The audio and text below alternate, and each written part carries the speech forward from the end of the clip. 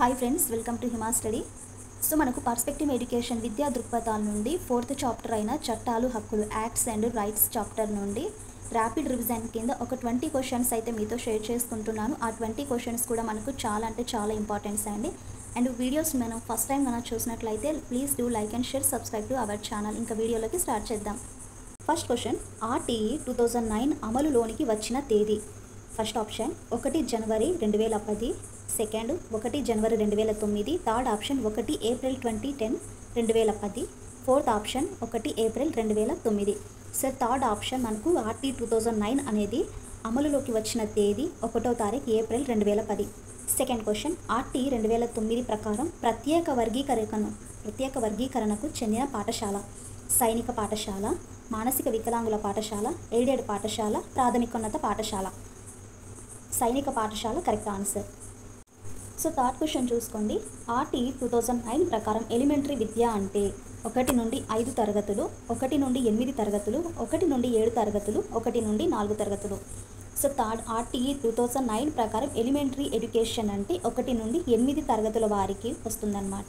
So fourth question, RTE 2009 అధ్యాయం 2లో దీనికి చెందిన అంశాలు ఉన్నాయి.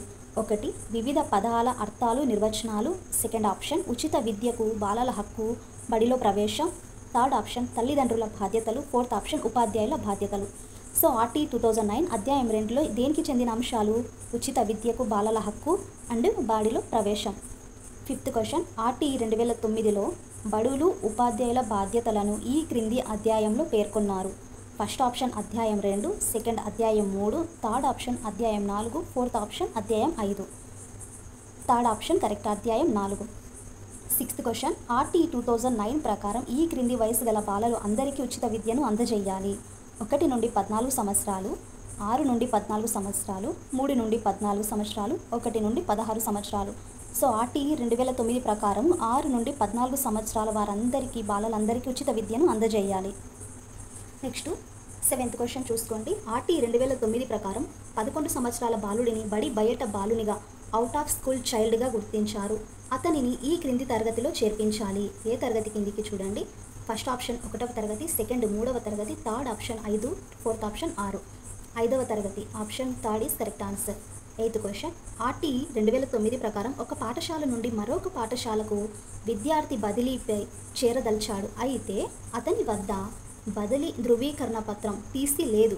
అప్పుడు ఆ పాఠశాల విద్యార్థిని ఫస్ట్ ఆప్షన్ టీసీ లేకుండా చేర్చుకోవచ్చు, చేర్చుకోరాదు, ఎంయూఓకి అప్పగించాలి, పిల్లవానికి ప్రవేశ పరీక్ష నిర్వహించి నేర్చుకోవచ్చు.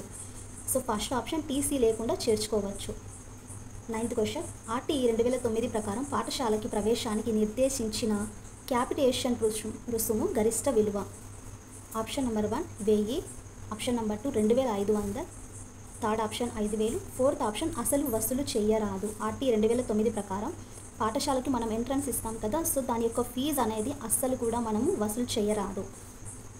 10th క్వశ్చన్, ఒక పాఠశాల విద్యార్థిని చేర్చుకొనుటకు 25000 క్యాపిటేషన్ రుసుము వసూలు చేసినది. ఆర్టీ ప్రకారం ఎంత జరిమానా విధించవచ్చు? ఫస్ట్ ఆప్షన్ 10 రెట్ల వరకు, సెకండ్ ఆప్షన్ 25 రెట్ల వరకు, థర్డ్ ఆప్షన్ రెట్టింపు, ఫోర్త్ ఆప్షన్ 5 రెట్ల అంతకన్నా తక్కువ. సో మనకు 25,000 తీసుకున్నారు కాబట్టి ఆర్టీ ప్రకారం ఎంత మనకు జరిమానా విధిస్తారంటే 10 రెట్ల వరకు జరిమానా విధిస్తారు. 11th క్వశ్చన్, పాఠశాలలో చేర్చుకొనుటకు బాలుడు లేదా బాలికను ఎంపిక విధానాన్ని గురి చేస్తే మొదటి తప్పుకు విధించే జరిమానా. First option 10,000, second 20,000, third option 25,000, fourth option 50,000. So మనకి ఇక్కడ ఆన్సర్ వచ్చేసి 25,000 రూపాయలు జరిమానా అనేది విధిస్తారనమాట. నెక్స్ట్ 12th క్వశ్చన్, ఆర్టీ 2009 అమలుకు పూర్వం ఏర్పాటు చేయబడిన పాఠశాల ఆర్టీఈలో పేర్కొన్న ప్రామాణికాలు కలిగి ఉండకపోతే అమలు నుండి ఎన్ని సంవత్సరాల లోపల ప్రామాణికాలు పూర్తి చేయాలి? ఫస్ట్ ఆప్షన్ 1 సంవత్సరం, సెకండ్ 3 సంవత్సరాలు, థర్డ్ 5 సంవత్సరాలు, ఫోర్త్ 6 నెలల లోపు. ఆర్టీఈలో పేర్కొని ప్రామాణికాలు కలిగిన ఉండకపోతే ఎన్ని సంవత్సరాలు ఉంటుందంటే 3 సంవత్సరాలు. Option number 2 third. 13 బడి యాజమాన్య సంఘంలో మహిళల శాతం. Option number 1 10%, 20%, 30%, 50%. బడి యాజమాన్య సంఘంలో మహిళల శాతం ఎంత అండి? 50%. Fourth option is correct. 14th question, బడి యాజమాన్య సంఘం స్కూల్ మేనేజ్మెంట్ కమిటీ విధి కానిది. ఫస్ట్ ఆప్షన్ బడి పనితీరును పర్యవేక్షించడం, బడి అభివృద్ధి ప్రణాళిక తయారీ, నిధుల వినియోగం పర్యవేక్షణ, పాఠశాల తనిఖీ మరియు క్రమశిక్షణ చర్యలు. స్కూల్ మేనేజ్మెంట్ కమిటీ యొక్క విధి కానిది ఏంటంటే పాఠశాల తనిఖీ మరియు క్రమశిక్షణ చర్యలు, వీటి విధి కాదన్నమాట. 15th క్వశ్చన్, బడి యాజమాన్య సంఘంలో 4 కనీస 3వ వంతు సభ్యులు ఈ క్రింది వారు ఉండాలి. తల్లిదండ్రులు లేదా సంరక్షకులు, మహిళలు లేదా విద్యార్థులు, ఉపాధ్యాయులు, స్థానిక నాయకులు. తల్లిదండ్రులు లేదా సంరక్షకులు 3వ వంతు సభ్యులు. సో 16 క్వశ్చన్ చూసుకోండి. RT 2009 ఉపాధ్యాయులను క్రింద పేర్కొన్న విద్యేతర పనులను చేయడం నిషేధించింది. దీని ఆప్షన్స్ చూసుకుందాం. ఆప్షన్ నెంబర్ 1 ఎన్నికల విధులు, 2 జనాభా గణన, 3 వైపరీత్యాలలో సహాయ విధులు, 4 విద్యాశాఖ కార్యాలయంలో ఆఫీస్ బిల్లులు. సో 4th ఆప్షన్ అనేది మన కరెక్ట్ ఆన్సర్. 17 క్వశ్చన్, ప్రాథమిక పాఠశాలలో పిల్లల సంఖ్య 60 వరకు ఉంటే ఉండాల్సిన ఉపాధ్యాయుల సంఖ్య 1, 2, 3, 4.